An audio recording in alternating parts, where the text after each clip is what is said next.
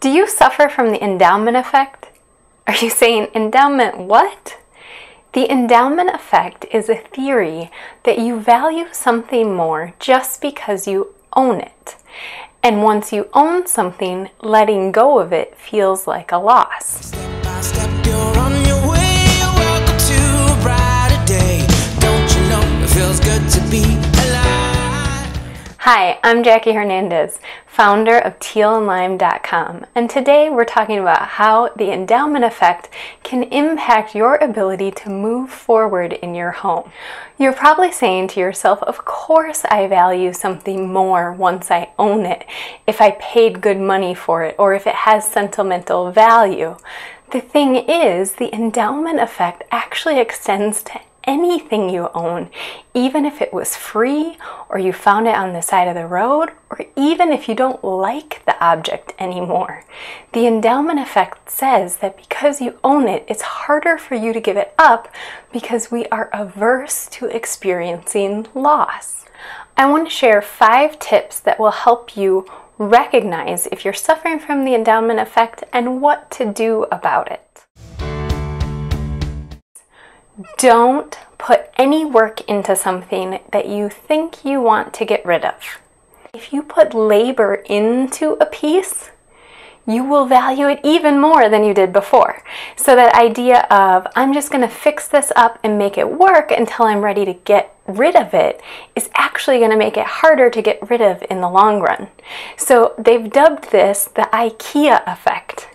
Once you've put in the labor and built that IKEA furniture, you value it more than the flat pack box that you paid for. My second tip is to try removing the item from your space. Create some separation and sever the tie without doing anything permanent. Try putting it in your garage, in a storage unit, or even in a box in your closet, and separate yourself from the piece for a while. Once you no longer miss it or even notice that it's gone, it will probably be a lot easier for you to donate it or sell the item. Try to catch yourself and stop making excuses. When you find yourself looking at a piece saying, I might use it someday, or it might work in the next home, or it might come in handy, those are all justifications you are making to keep the piece and avoid loss. Focus on what you can gain by giving up the piece more than what you are losing. So obviously, if you sell the piece, you can gain money, but even if you're not selling it and you're donating it, there can still be something to be gained that is of more value than what you're losing. You can gain space in your house by giving up clutter. You can create an opening to get a piece that you would like better, or just the goodness in your heart of knowing that that piece is going to a home where someone else can love it more than you do.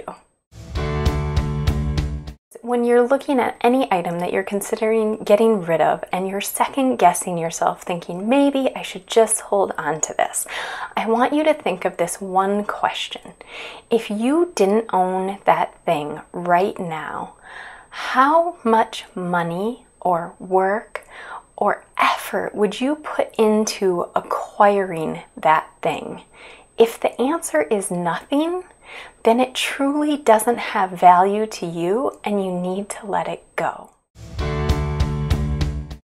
Okay, let's start the discussion.